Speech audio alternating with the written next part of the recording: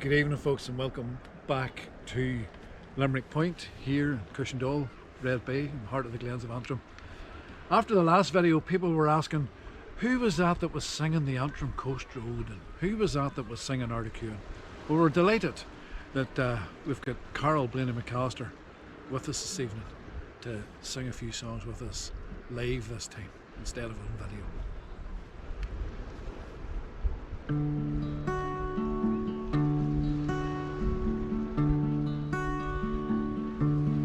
Outward bound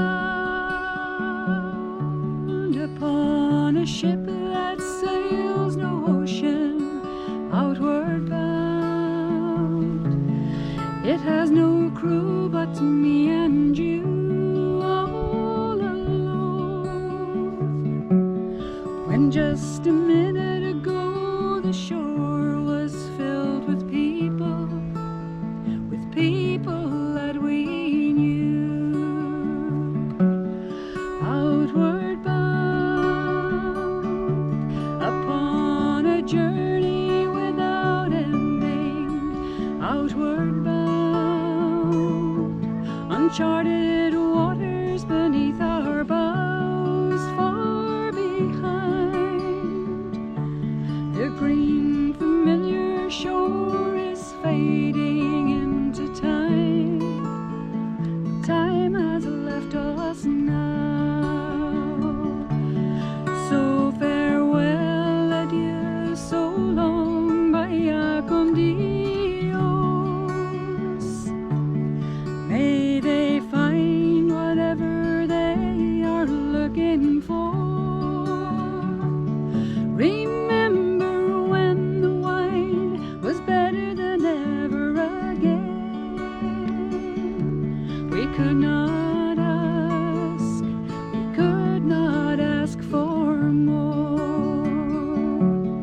Outward bound upon a ship with tattered sails, outward bound along a cruel but lonesome trail. Things we learn, we'll just be satisfied in knowing, and we'll tell it to our kids as a fairy tale. So farewell, adieu, so long, vaya con Dios. May they find whatever they are looking for. Remember when the wine was better than ever again. We could not ask for more. We could not ask for more.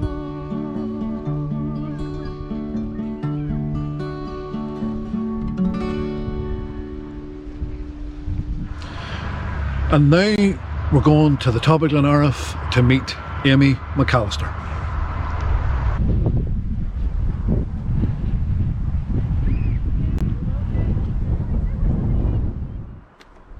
This is a youth bridal march, a bridal march from one of the islands.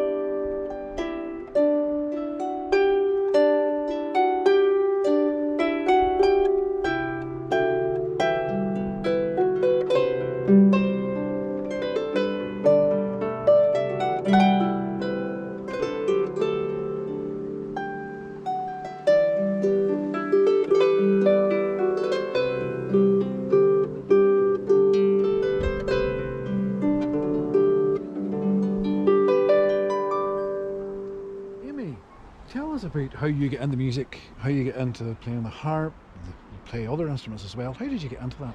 A good question, Fergal. Well, I grew up here in the Glens, and the cultus is very, very strong here in the Glens. And as a result, I was playing fiddle at a very young age, about 7. And I learned most of my tunes down in the old schoolhouse there at Johnny Joe's, or in Johnny Joe's as well. You know, Faces and the likes with Kieran Dempsey. So that was a big part of my upbringing as a child, as regards music. And then I started harp when I was about 14. Through in Antrim town, there was a wee cross community scheme going on to bring people from both sides of the community, and so I started to learn the harp there. And I've always sang, and again that was something that was very much encouraged by cultus, and I learned those songs again around the fla's and the likes. And I know that the harp in particular has taken you to all corners of the globe. Tell us about the places that you've been to and your involvement with harp music across the world. Yeah, that's absolutely true. This harp is a better travelled than the average 30-year-old backpacker. I was recently just representing Ireland there in the first Paraguayan online harp festival. I've represented Ireland twice now at the world's biggest harp festival over in Brazil, and I love going over there and meeting harpists from all over the globe, and the different techniques and the different sounds and the different cultures. I've travelled across North America a lot as well and played in different Irish bands there. I've dabbled a wee bit in classical music too, and for me, really, playing Irish music and traditional music, it's also about reaching out to other artists who are traditional in their own countries, and seeing how we can fuse together and seeing the similarities. And I just love that. It's such a big part of the musical world, you know. When people think of the harp and the harp in Ireland in particular, they think of O'Carolan. Of course, Do you play much of? I do. The great thing about O'Carolan is that a lot of the time, Fergal, harpers are trying to get their fingers around to pieces that are written for the fiddle or the accordion or the piano. But the great thing about O'Carolan pieces is that they are written for the harp, so they just flow so brilliantly on the harp, and that is so nice because it's so unique. And we have such little harp music because a lot of it was destroyed in the 1700s and 1800s, unfortunately. So O'Carolan is one of the few sort of pieces of music that still exist. Yeah. Okay. And how can the people that are watching this video, how can they follow you? How can they see what you're up to via YouTube or other social media? How can they follow Amy McAllister and know what you're at? Because I know you play at functions, you play at church services, you know. How can people find out what you're doing? Yeah, I have a Facebook page, Amy McAllister, harpist and singer. I also have a YouTube channel. I am on Instagram, and I do have an album out as well, so that's another way. It's full of lovely traditional music and some pieces that I've written for harp and voice as well. What's the album called? It's called String on String, Okay. very originally. and how can the public get that? They can order that through my website or on my Facebook page. And it's Amy with a Y. Amy with a Y, A-M-Y. Amy, I think we'll finish with a song, if you're okay with it. Yes, no bother. I think I'll maybe do John O'Dreams, which is a Christy Moore song, so everybody should know that piece. Thank you, Amy. Comes and people homeward tread, seeking not your vision nor your feather bed. And home comes the rover, his journey's over, and healed up the night time to old John O'Dreams.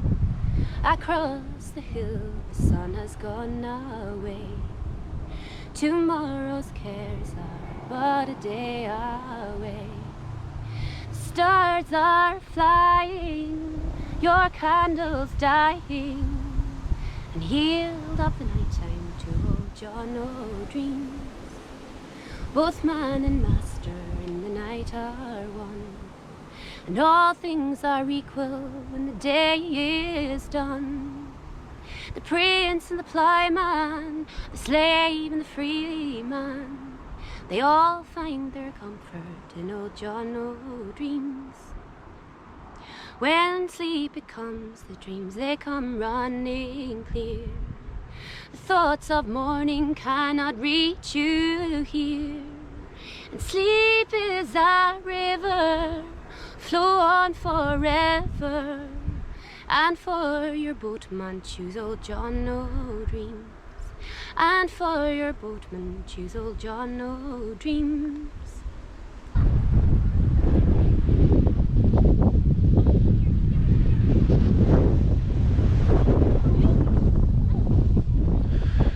if you were growing up in the Glens of Antrim, one place as a child that you certainly were not allowed to go near was the golf course.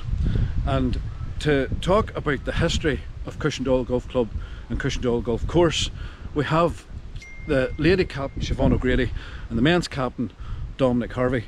Folks, it's been a difficult year for both of you, 2020 for all organisations in the Glens. How have you worked through that as a club?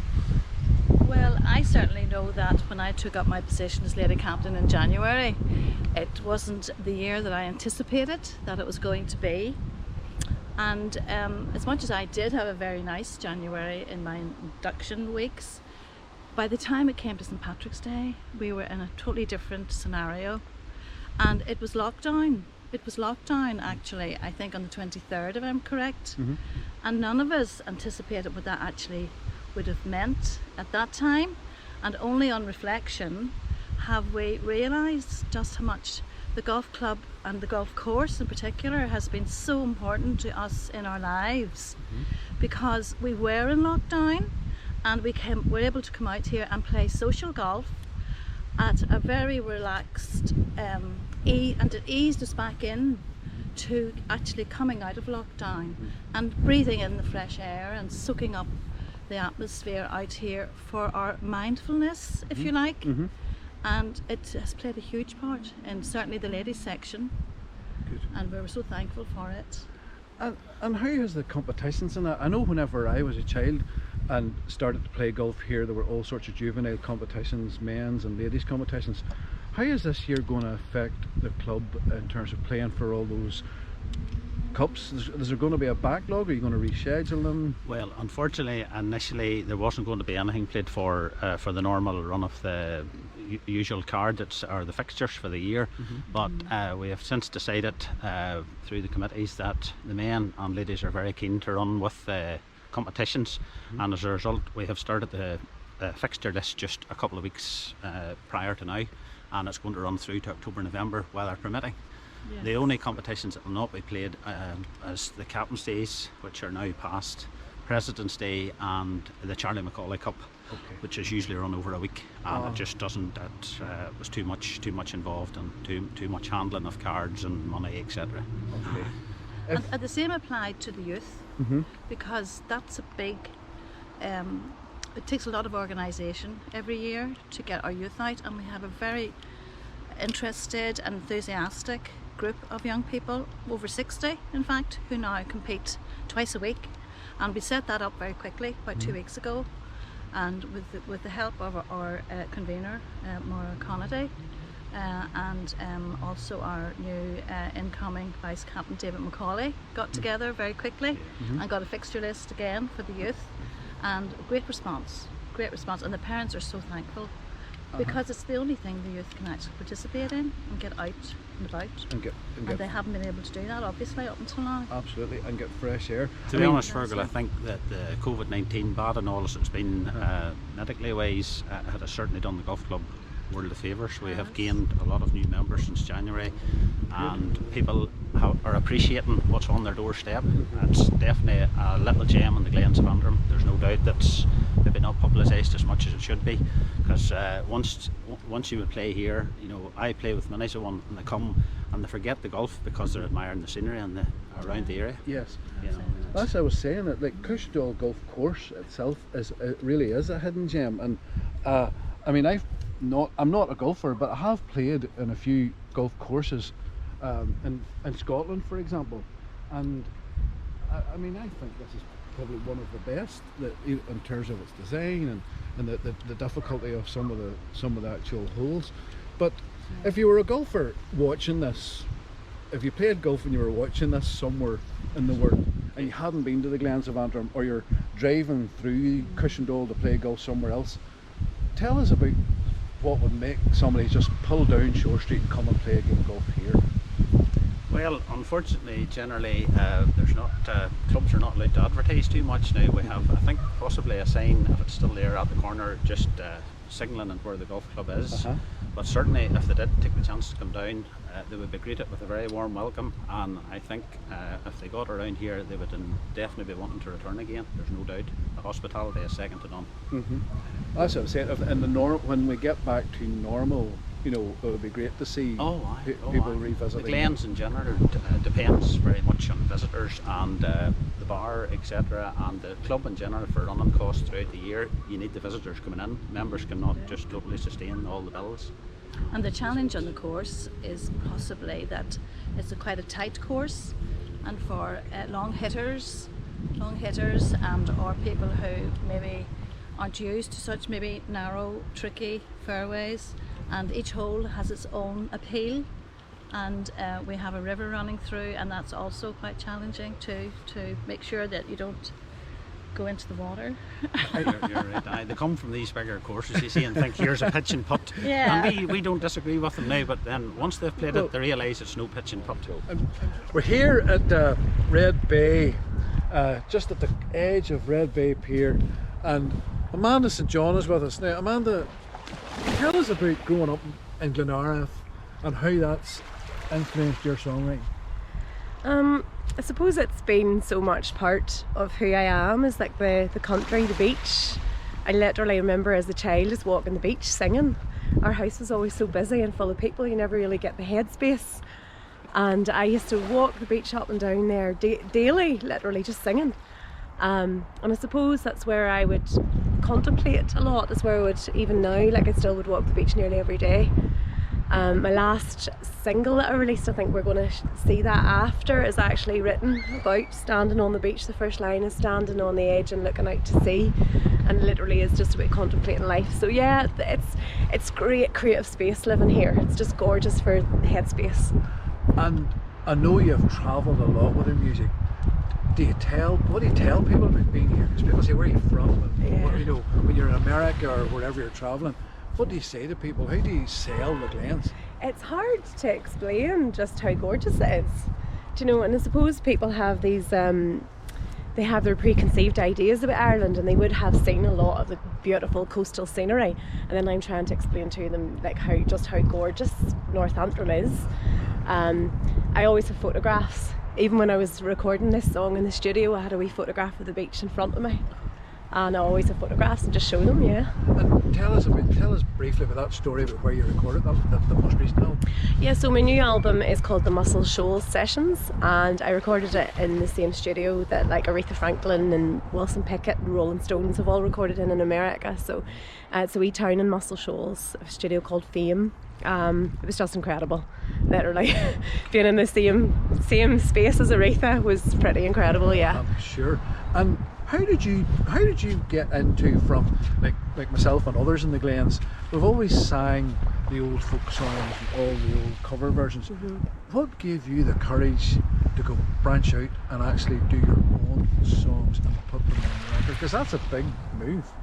Yeah, it is, but I think it's just, I've always been writing.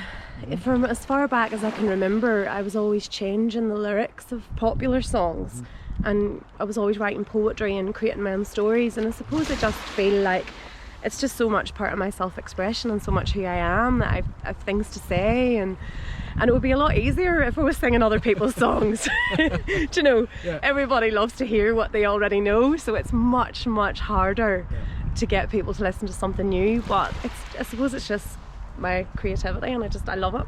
And finally, we're about to see the amazing video you did for your latest song.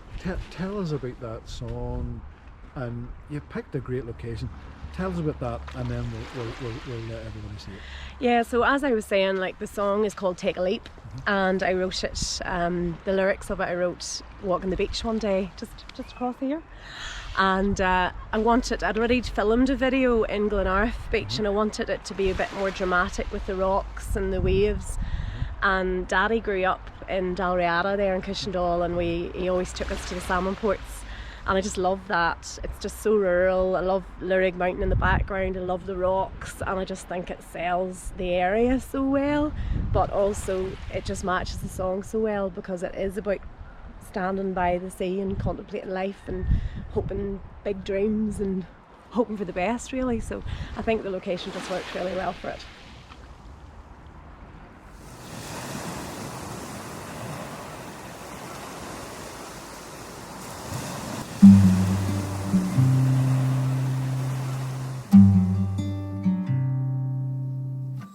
Standing on the edge and looking out to sea. Every wave brings possibilities. I'm digging deep into my soul and planting seeds in the hope that I can make a better life for me. And sometimes you gotta take a leap and trust what will be, and put your faith into your dreams. I can live without flying, but I can't live without trying.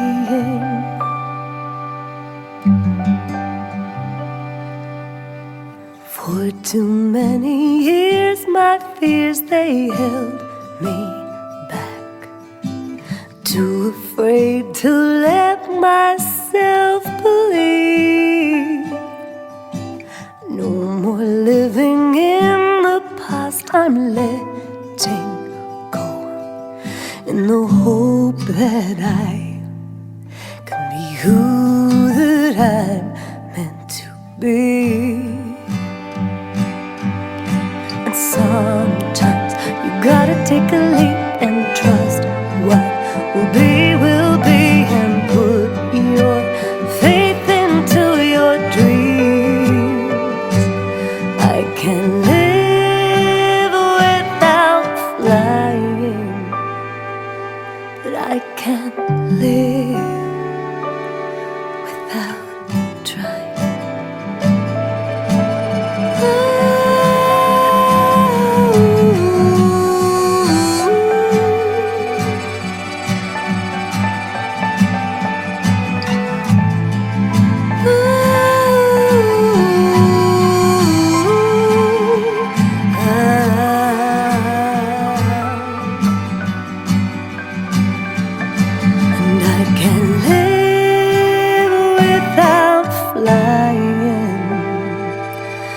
I can live without flying.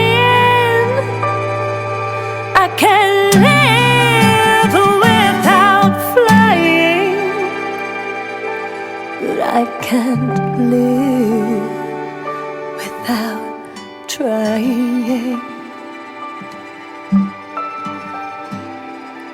Without trying.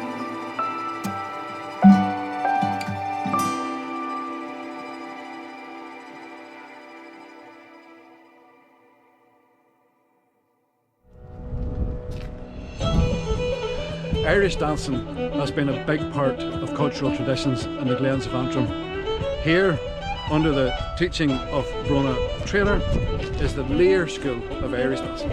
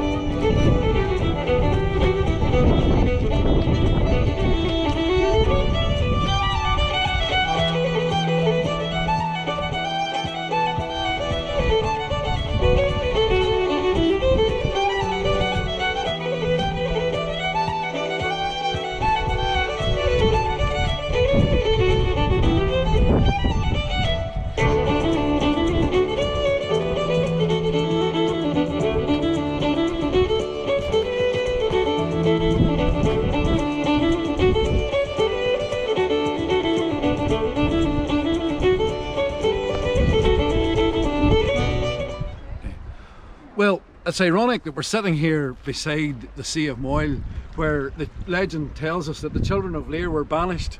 And with us is Brona Trainer, the teacher in the Lear School of Irish Dancing. Brona, how long has the Lear School been going? Well, we've been going now for about 12 years.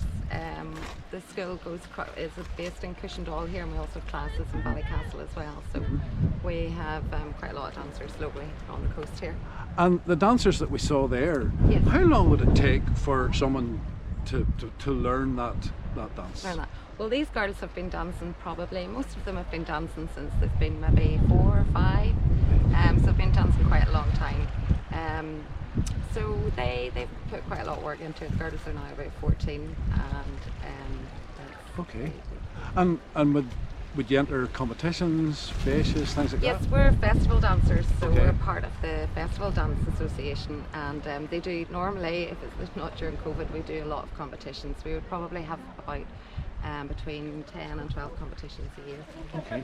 And if anyone watching this was wanting to join the Lear School, how would they go about that? Well, we have a Facebook page, the School of Irish Dancing Facebook page, or if they wanted to get in contact with anyone that they know is already in the school. Okay. And how old do you have to be to join? Generally, the children start dancing at about 4, at about primary 1 age, and Okay.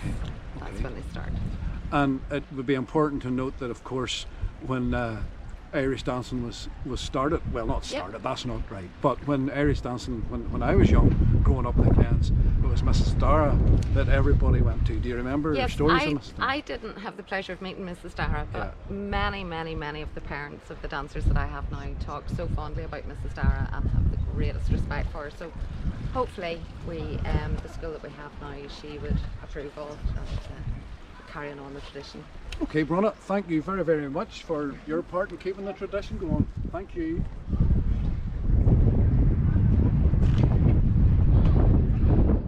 Now we'll go back to Limerick Point to have a chat with Glens man Martin Thompson, sharing his memories of growing up in the Glens and things like Dixie McElroy, who brought so much fun to the young people down at the beach. Okay, we're here in Cushendall Beach, and as I said, we're recollecting memories of growing up in the summers in Cushendall. Martin's here. I want to ask Martin about what the summers were like growing up in the 60s when you were growing up. When I was growing up here in Cushendall, it was the most fabulous place you could imagine. Right. The beach was the hub for us. Okay. There were 2 shelters, one at this side and one at this side of the beach. Okay. And they were supposed to keep the rain off people, but they were mainly used by young boys and girls learning the ways of life. Okay. They were standing at Limerick Point here, and straight across is the diving board in Cushendall. Tell me about that. What was the crack with the diving board? The diving board was fabulous. You would have got anything up to 60 or 70 people on the diving board at the one time. Whoa. It was just a board that was attached to the rocks, and people jumped in. There were hundreds of myths of people swimming back and forward from Limerick Point to the diving board. Right. I don't think anybody ever did it. Nobody. Okay, fair enough. That would have been an Olympic swim, I think. Fair enough. Do you remember Dixie? Dixie had a wee hut just across there, at the far side of the beach where the play park is. Aye. And beside him was his sister Meg Roy. We called her Meg Roy. She had a sweet shop and she sold beach balls, things like that, Okay. buckets and spades. And she had that wee shop there. In behind, just on the far side of the play park at the bottom, or where you enter the golf club, Aye. there was a wee hut, a green hut, Uh-huh. made of corrugated tin. And 2 fellas from Belfast came and stayed in it every summer. Okay. They were called the Sullivan Brothers. Right. Okay. And funnily enough, 2 weeks ago, one of them died. John died. John Sullivan. John Sullivan died. Okay. And he worked for your father. Right. He drove the ice cream Cream van. And his brother Peter, he couldn't drive, so they brought a van down and parked it at the beach for him. Well, funny you should mention that, because that's what I remember growing up, and that's what probably a lot of people watching this will remember growing up, was the van parked at yes. the end of the Gulf Close Road. But you see, that wee hut you're saying, it was literally just at the over On the the grass wall, wall, where yes. the cliff path sign Said is that. now. And was that, did they live there? Stay Yeah, there? well, they Was it stayed there all summer. Right, okay. They came down about the end of June and stayed until middle of September. And you don't do you remember when that hut finally disappeared, do you? I Roughly? don't know. No. It was that would have been the early 70s Oh, it okay. disappeared. And we were talking earlier about Dixie. When I was growing up, did he do boat trips or what was it? Well, he hired boats out. They were sixpence a time. 6p? 6D. 6D. D, And how yeah. much is that in real About money? 2.5 pence. Right, okay. And you had the boat for half an hour and you went out. We were very unkind to Dixie because we called the boats Dixie submarines. Right. Because by the time you got out into the water with them, there was more water inside the boat than there was outside the boat. And they were wooden, clinker built. Boat. Yes, All right. they were indeed. But there was also another boat that we used. Okay. Haggerty's from Belfast used to come down their holidays and they had a Okay. house just over here. That would be Desi's folks. Desi, God Haggerty. rest him. Uh-huh. Yes. Uh-huh. And they had a wee blue punt Uh-huh. and they left it sitting, kindly left it sitting in their front garden. And we would come down, come down from Dalriada, Aye. take the boat and take it round to the beach. Right. So if the boat wasn't in Haggerty's garden, Aye. it was at the beach, Beach, so they okay. knew where it was. Okay. We always went back that way as Okay. well. Okay. And there could have been any amount of people on that boat at Right. any given time. Right, and you see the way you're saying about Dixie's boats. Yes. Did you have to know what you were doing, or could you just give it to you? Like if you. Well, no, there was no, there certainly wasn't any training program. Okay. All right. Okay. Okay. You just got out into the boat and wheeled away. Road. Rowed. Okay. Yes, and the normal system was 2 people rowed and 1 bailed. All right. Okay. Okay. And there might have been 5 or 6 people on the boat. All right. Okay. And he had no loud hailer or anything. He just came out of the wee hut and he would come Wave in. at you, and you Aye. come back in. You came back in eventually. Right. You see, then when you're growing up, where was the place to go in the village? Oh, there were many places to go in the village. Okay. Cushendall, Hamels, Cafe was a brilliant spot. And that, where was that? That was just at the corner where there's now Ducks. Oh, aye. Oh, yes, of course. And they had a jukebox. Right. There weren't many of those about. Okay. And it was threepence a record Okay. to play the record. And records were bang up to date, top of the pop stuff. Right. They were changed every fortnight. Oh, okay. Okay. We discovered there was a fault in the jukebox. Right. That if you put your threepence in to play the record and give it a bit of a shunt, Uh-huh. it would play all the records. Okay. So we became quite proficient at that. Okay. And did you just stand in the shop and play Stand the in the music? shop and we would play the records. We bought minerals. Right. We bought single cigarettes and smoked them. We learned to smoke there. Oh, God. So how much was the cigarettes back then? Cigarettes back then were about 1 and 10 pence a packet. Money was in a packet. 10. Right, And okay. they sold them at 3D each. And you were saying earlier that everybody smoked. All the young ones Everybody smoked. smoked. Right. Everybody smoked. It was the thing to do. And did anybody get into trouble for doing it? Like, or did Oh. you do it? Did you do it in the sneak? Is what I'm saying. Yeah, oh no, it was on the sneak. Oh, of course. Right. Okay. I actually had an uncle who lived in the village, and he wasn't my best friend anyway, but any time I was down the village having a smoke, Aye. word would arrive up with my mother Right. that I was down the village smoking. Oh dear. Right. There were no telephones either. So I don't know how word got up, but it seemed to manage to get up before I did. All right. And you were also saying about the we were talking earlier as well about the cinema. I mean, tell us about what I went to the cinema. I remember the cinema when I was a kid, but what was the main films that you remember at that time? The main films at that time were westerns. Right. Okay. John Wayne, Randolph Scott, Joel McCrea, Rory Calhoun. Right. The westerns were the most, what you mostly got. Okay. There were also a lot of film noirs Right. from the 50s. You would have got the odd Dracula film thrown in as well. But it was a fabulous place. 4 film changes a week. Right. So it was on for 2 nights, Aye. each film. It cost a shilling to get in. That's what I was going to say. How much was it? That was 12D, and that was into the bottom part of the cinema, which was just forms. Aye. The place you really wanted to go to, Fergal, was under the balcony. Right. That was one in a tanner. Okay. And if you had a girlfriend, it cost you 3 bob. Right. Okay. And the big back seats, double seats at the back. They were terrific. And what was the price difference in getting onto the balcony? Well, it was 1 and 6pence each. Right. As against the shilling for down below. Okay. And you were also telling me about there was bands, popular bands came and Oh played yes, in the cinema as well. The cinema was multi-purpose. Okay. It was used for the petty sessions. Uh-huh. It was a ballroom of romance Right. during the summer from Fish Sunday, which was normally the last Sunday of June, Uh-huh. right through from that right through to the end of August. Uh-huh. There were dances every Wednesday and Friday Right. night. Do you remember the bands? Oh, aye, there was some cracking bands. A lot of local bands. Walter Lewis with the show bands, Fontana from Ballymena, Aye. the High Seas from Larne. They were terrific, actually.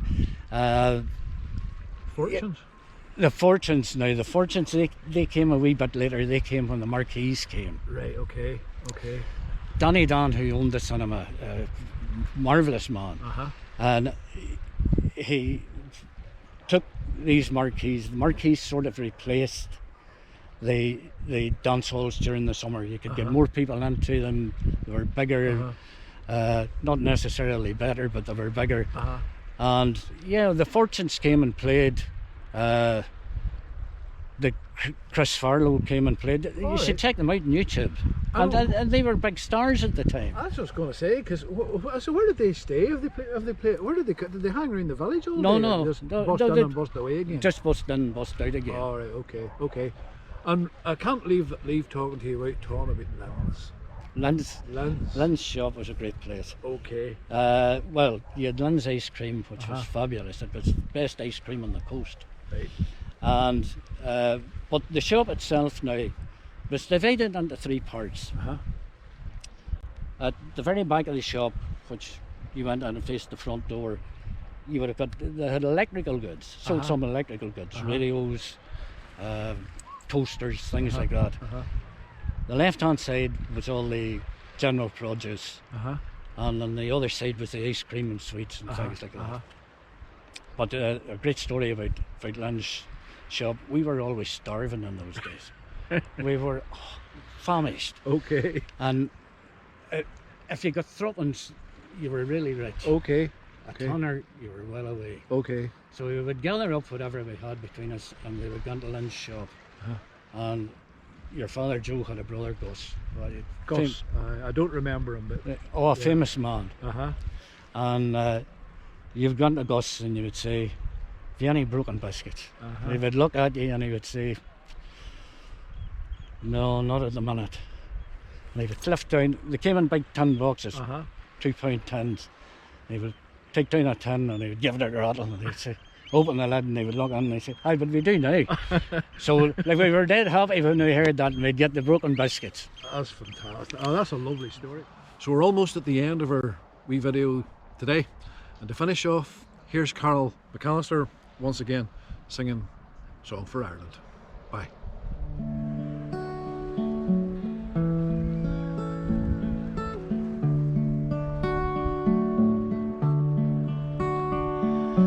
Walking all the day near tall towers where falcons build their nests. Silver winged they fly. They know the call of freedom in their breast. Soar black head against the sky, where twisted rocks run down to the sea. Living on your western shore, saw summer sunsets, asked for more. I stood by your Atlantic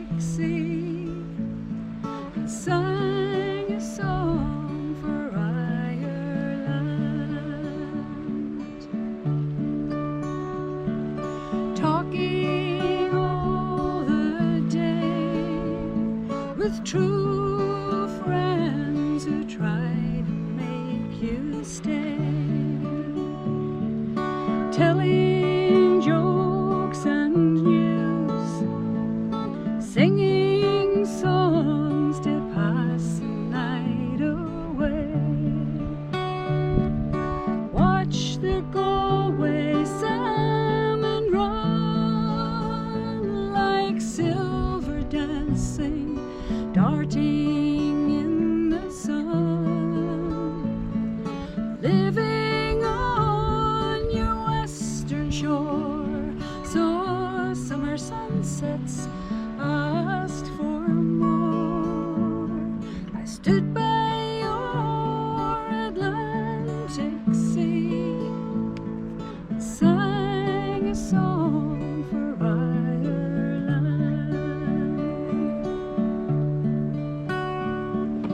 drinking all the day in old pubs where fiddlers love to play. Someone touched a bow, he played a reel, it seemed so grand and gay. Stood on Dingle Beach and cast in wild foam and found Atlantic bass, living on your western shore, saw summer sunsets, asked for more. I stood by your Atlantic sea and sang a song for Ireland,